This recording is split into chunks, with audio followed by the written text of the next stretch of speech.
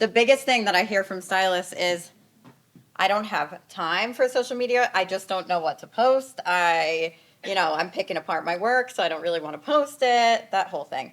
I get it. I've been there. Use this as a rule of thumb. When you first start posting, like really consistently, your posts are going to suck. They are. You're going to look back in a year and say, that looks like shit. I can't believe I posted that. When you first start, you just want to post. Like, yes, quality is important, but you need to make sure that you are consistent and created a habit. And also, if you are linking your self-worth and your value to how many likes you're getting, you're not going to last very long on social media. The key to like growing your audience on social media is literally just consistency. And then once you are consistent and you're like, okay, I've been doing this 30 days, I've been posting every day for 30 days, then you're like, okay, how do I make this better, right? How did I grow all of my followings, right? I grew my TikTok, which has nothing to do with hair, to 440,000 for absolutely no reason. I don't even know how that happened. I think I just said shocking things. How did I grow my hair following? There were crickets. Like at first I was like, look at all these people getting all these likes and all of these comments. And mine, crickets. Guess what? I didn't care if I had 1 like, 20 likes, 0 likes, but I didn't care if people, whatever they said about me, I was still going to show up the next day and the next day and the next day. I didn't even know why. I was just doing it. It was a habit. You got to have a hook. Your first 5 seconds is the most important part. That's why I have a document that I share with everyone. Content hooks. Give you like 50, 60 ideas. You want to catch people's attention. Then you want to retain their attention, right? So what is a content hook? Whatever's going to stop somebody from scrolling. There's a lot of noise out there, right? So posting a picture of pretty hair is probably not going to get somebody to really stop what they're doing and be like, The things that you can say that are considered content hooks, shocking things, kind of like everything you know about hair extensions is a lie. This is how you're ruining your hair extensions. Think about it. Think about what People magazine use, and that's how they get you to read it, with their clickbait.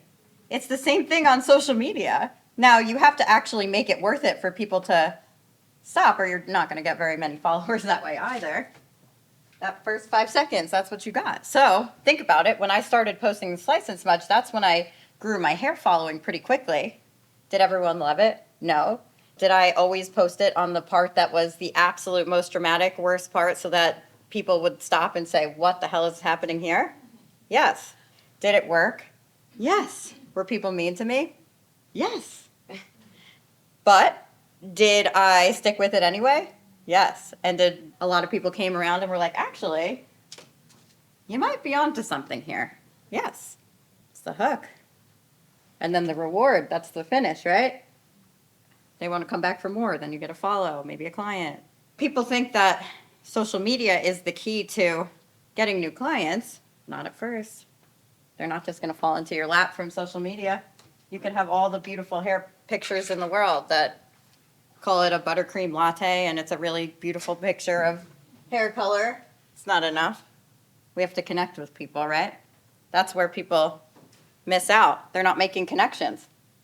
It used to be that people would just kind of show up. Not anymore. Social media was more like a landing page, right? A place for people to go where I am who I say I am, right? They can go check out my work, see reviews, stuff like that, like a web page.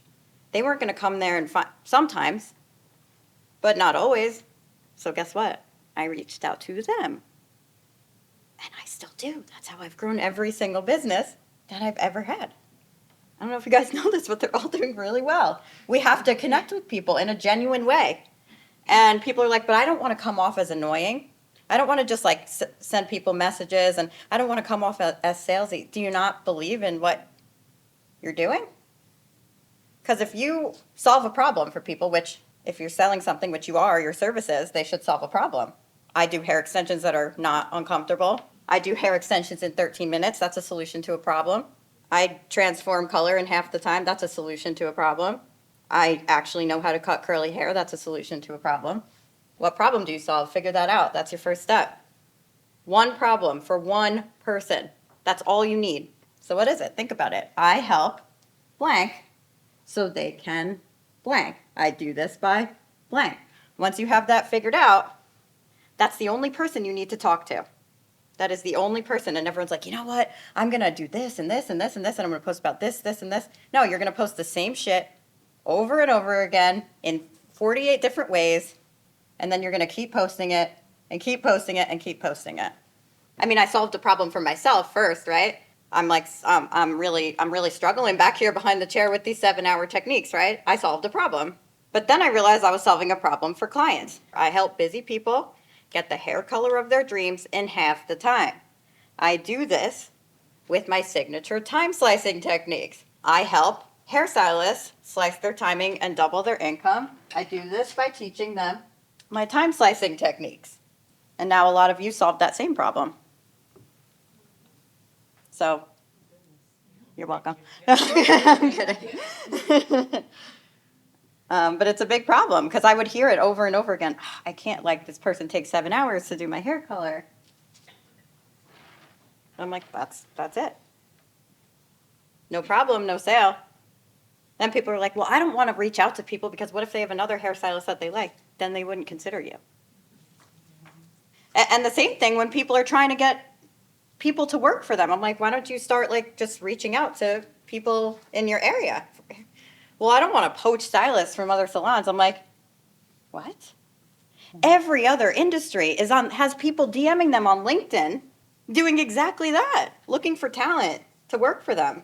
And it's not even that. It's not poaching. It's literally like, and you don't even have to say, do you want to come work for me? Hey, I've got a chair available. Do you know any other stylists that are looking? Do you know any stylists that are looking right now? If they're happy where they are, they're going to stay. And maybe they know someone else who's looking. If they're not happy, then maybe it'll be them. Same thing with potential clients. Reach out to everybody you know. I'm running this promotion right now. Could you think of anybody that wants a hair color transformation at this discounted rate? I'm building up my portfolio for my social media, whatever. That's how I did it. Guess what? My books were full in 6 months. Now, another thing I like to talk to people about, they're like, I don't have time. I don't want to do that. I don't want to post on social media. I don't want to reach out to people. No, you have time. You're mismanaging it. Maybe you have poor boundaries with other things in your life, right? You have time. Guess what? That's part of your job. If you don't want it to be, then you go work at a commission salon where they feed people into your chair all day long. If you are independent, that is part of your job. And it doesn't have to suck. It could be fun. When you're genuinely connecting with people from a pure place and you're coming like, I'm empowering you to make a decision, whether you want to come sit in my chair or not, doesn't matter. Either way, I'm making a connection with you in a genuine way. I'm sharing with you what I do. I'm sharing with you that potential value. And if it's not a fit, it's not a fit. When you're coming from a place of fear and, I got to get people in my chair right now, it's not going to work. People can sense that a mile away. Genuine connections. That's where the magic is at. You do have time. You got to schedule it into your books. If you see my day, every day, Monday through Friday, this allows me to have time outside of work where I don't even have to freaking think about it, right? I still do, but technically I don't even have to think about it because guess what? My day is scheduled. And I'm not a regimented person. I'm naturally a mess, like a huge mess. I have ADHD. I was not an organized person at any point in my life. I made awful decisions my entire life. The last person biologically that you think would be standing up on this stage, really, truly. So I'm fighting against a lot of nature to be up here in this place. So that means I have to schedule all of this stuff in to the second. And guess what? I'm so much happier since I started doing that. Guess what? 5 a.m. to 6 a.m., I'm creating my social media posts. 6 a.m. to 7 a.m., I'm reaching out to I'm answering client inquiries and stuff like that. Reaching out to clients, giving them action steps. Every part of my day is planned. 25 minutes, take a break. 25 minutes, take a break. 25 minutes, take a break. Boring shit repeated every single day is what's going to actually make you successful. Not little bursts of energy here and there. Just showing up consistently, even when you don't feel like it. Even when you're not in the mood, because you won't always be. But it's like brushing my teeth, right? I just do it. It's what I do. I don't wake up every day and I'm like, fuck yeah. Yeah. Some days I wake up and I'm like, oh, today's going to kick ass. And some days I wake up and I'm like, no. But guess what? I still have the same routine, whether I want to do it or not. It's consistency. That is the only way to know for sure that you won't fail. I just can't believe how much hair I have. This would be like all my hair normally. Isn't that crazy? And then when you take and then when you take them out, forget it. You want job security, you do extensions for people because there is really no going back after you have extensions. You're like, did I always have 3 strands of hair on my head, or was there a point in time where I had 10? Do you do all of your own content? Like, do you like create all of your own reels, or do you hire that out? Well, all of my hair ones, that's all me. I sucked in the beginning, all the video editing and stuff like that, like everybody does. Then you just get much better at it. Sometimes you'll see videos of me that look like professional where I'm talking. That's them. Blue slate. They'll come over once a month and we'll make like YouTube videos and stuff like that and they'll chop them up into smaller videos. But when it comes to my hair content, yeah, it's me. And honestly, up until probably like 4 months ago, it's always been me. And then eventually you get to a point where there's only so much that one person can do, which is why I have a team of 30 people. Because there's only so much one person can do at the end of the day. But one person can do a shit ton. I was able to scale my behind the chair business pretty far, and this one pretty far with just my sister. This is one of the things that I hear a lot. How do you even like come up with content ideas? For me, for the most part, knowing which problem I solve for what person, that's easy. I'm talking to myself 5 years ago. I could talk to myself 5 years ago. That's easy.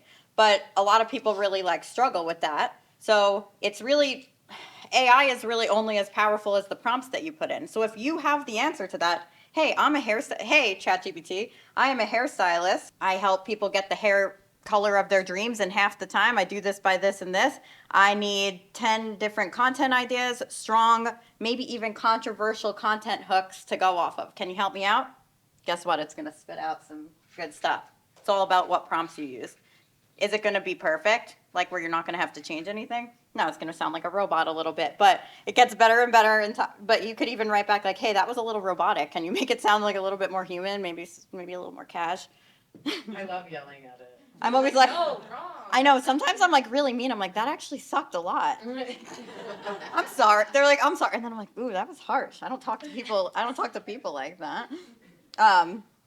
But yeah, really, if you have your prompts right, you could even ask it, and Kayla's really into this stuff too. You could ask it, hey, act as an ad specialist and help me write this ad copy. What clarifying questions do you have for me to help you make the best possible ad copy? What clarifying questions do you have for me that will help you with my branding? Act as a brand specialist. Act as a therapist and help me. I tried that. It's like, unfortunately, I'm not a doctor and I don't. Well, I'm glad it knows its limits. I was like, okay, but there's a workaround. You could be like, no, but this is just make pretend. I know you're not a doctor. This is make believe. So if you get your prompts right, you're good. Hey, I'm having a hard time coming up with content ideas. Can you give me, or what are 10 of the biggest issues that people say they have when they see a hairstylist? Guess what it's going to say? Takes too long, my hair is damaged, they never get my color right, my hair extensions hurt. What else? Talk too much, don't like the way they style my hair, they seem rude. So, what problem are you solving? Which one? Again, hair extension world. I really don't like feeling uncomfortable with my hair extensions, and I pretty much thought that I had to until like every time I would get hair extensions, I would literally be in pain. Like, I have a headache. I can't sleep. I'm about to cry. And Allison's like, my wife, she's like, why do you keep getting them? I don't understand. Is it worth it? And I was like, well, I can just take ibuprofen, I guess. Yes, it's worth it. But then Alyssa did my hair, and I hate sitting still, right? So those are 2 problems, right? And she did it so fast. Even the last time before slice strand, she's still on the quicker side. Been doing this a while, and it didn't hurt. Like, I didn't feel like I had anything in my hair, but it felt snug, and I was like, doesn't have to hurt and I don't have to sit there. take every single penny I have. That's how people feel. Not all people. Not all people. But getting your hair done is a luxury. A luxury. People can't afford it in my area. So go to the area next door and make connections. You're not limited to your area. I have people, I don't live in New York City. I have people come to me from New York City. Oh, and then you're going to come up with another excuse in your head. Oh, yeah, but they can just go to the New York City hairstylist. Well, guess what? The New York City hairstylists that have the same level of talent charge 8 times the price. So maybe they do want to take the drive out, right? Or they take 5 hours. Yeah, or they take 5, 6, 7 hours. I have people come to me from other states. Even if I was limited, I would not be limited to a small town. There's always towns outside of that. And there's always people that are willing to spend money on their hair. And no, guess what? As your prices go up, and they need to. When you're in demand, you have to raise your prices. It's not fair to you any other way. It's not fair to your family. It's not fair to your life. As your demand increases, so do your prices, right? I have increased my prices about 20% a year every year since I opened my studio. Because guess what? The demand has been there every single year. You create the demand. Guess what? You're booked solid for 3 months straight. Your prices aren't high enough. Go up. You shouldn't be booked out that far. You shouldn't be. Everyone thinks of it as job security. No, it means your prices aren't high enough. You owe it to yourself to increase your prices with demand.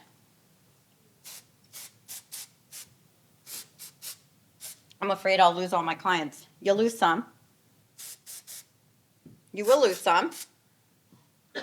It's really important to have boundaries with clients. You raise your prices, there's a reason for it, right? Is everyone going to be able to afford you? Maybe not. That's okay.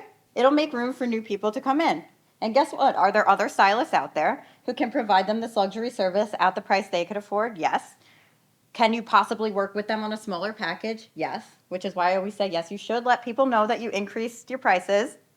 I know there's controversy around that, but I think that clear is kind, right? Tell people, give them the chance, because you don't want to put yourself in a situation where they sit in your chair and you say, hey, Kayla, today's going to be $300. And Kayla thought she was going to pay $250, but she's already sitting in my chair. Now what? That's awkward as hell if she can't afford it. You put yourself in a weird situation and you put Kayla in a weird situation. This way, if they're like, hey, I can't afford that, you can either, again, work with them on something that works in their budget. That does not mean give them a discount. It means, hey, maybe we can just do a face frame or something like that, but not in your chair. Then you lost money. Give them the chance before they get in your chair. Actually, before they even come in, they know. They already know, but I just want to clarify. Because one, I don't want to get to the end of your appointment and think, oh, fuck, what if I didn't tell them it was going to be this much? And then I start feeling guilty. I'm like, actually, she doesn't even look like she loves it that much. And next thing you know, I'm like, I'm just gonna, all right. It's just going to be $225 today. That's it. Why the hell did you do that for? I've done it before. I'm like, why did you do that? That's if a client says that's it, oh, you are screwing yourself. Let me tell you. I haven't talked to them about what the maintenance is going to look like in advance and what products I think would complement this well. That's another thing, and Alyssa's going to talk about retail, not me, but I've always been good at selling retail because I talk about it early on. I don't technobabble. I just sell products that I think are freaking amazing, right? You don't have to sit there. And this is where people go wrong. They're like, hey, Kayla, did you want any like shampoo or conditioner today? No, I'm good. Okay. Cool. Awesome. Tell me you haven't done it. But I'm like, oh, by the way, Kayla, this product is freaking incredible. I don't have to tell her that it has quinoa extract in it or anything like that. She doesn't give a shit. Why does she care? Sell the dream. All she cares about is that her hair looks good, or if she's like super health conscious, that it's like, that it's a clean product and you love it. You're the expert. When my Botox person sells, she doesn't even have to sell me skincare. She's just like, this is what I've been using on my face and I freaking love it. I think it's the best thing in the world. And I'm like, give it to me. I want it right now. I don't want to know that it's got snail slime in it. I don't care. It doesn't, I don't think. It does smell like hot dogs though, which is weird. She did say, like, she's like, this smells like hot dog water. I'm so sorry, but your skin's gonna feel. I'm like, if you're selling it to me and it smells like hot dog water, then I know It's it works. good. Yeah. Like if we're like actively putting hot dog water on our face, then it's probably doing something. When I make my real covers or anything like that, I didn't even start messing with that until recently. I made it as far as I did without giving a shit about branding or anything like that, right? People are like, I gotta get my website right and stuff like that. I'm like, you gotta get clients in your chair. Don't worry about your website, okay? Get clients in your chair, right? And you don't need a website to get clients in your chair. We do that later, okay? I started branding later. It was not the priority. There are 2 ways to grow your business, right? Really. Get new clients, keep the ones that you have, and make sure they keep coming back, right? That's it. Gain and retain. Does a website matter? Yes. Can you make multiple 6 figures as a stylist with no website at all? I did. No one gives a shit. That's it. Yes, online booking is important. I'm like, but why are you stressing about this? You've got your Gloss Genius. Yes, if you're a salon, you should have a nice website and stuff like that. But no one's going to like stumble into the wilderness and be like, look at this person's website. I'm going to go. No, they're going to see your work. If you reach out to them and you make connections and then they go look at your social media and they're like, oh yeah, this person actually does really amazing work. That's what's going to get them in your chair, not your website, not your branding. That'll come later. Just work on consistency. Reach out to people. More people than you ever thought you possibly had to. If you want to make it work, that's what you do to get clients in your chair quickly. Don't be afraid to make connections with people, to start conversations. And not just that, as you grow and you develop different businesses and passive income streams, you'll need to do the same thing over and over again. You know, people will post like 4 times on social media and be like, this doesn't work for me, so I'm not going to do it anymore. No shit, it didn't work for you. You did it 4 times. You did it 4 times. You didn't talk to anyone. You didn't make any conversations. These things have to grow, right? They compound over time. You keep posting. You keep making connections. Guess what? You get a client in your chair for a model call. A lot of you know this because you've tried it. It works, right, Luke? Yep. You get people in your chair for a model call. Guess what? I'm doing this in the beginning.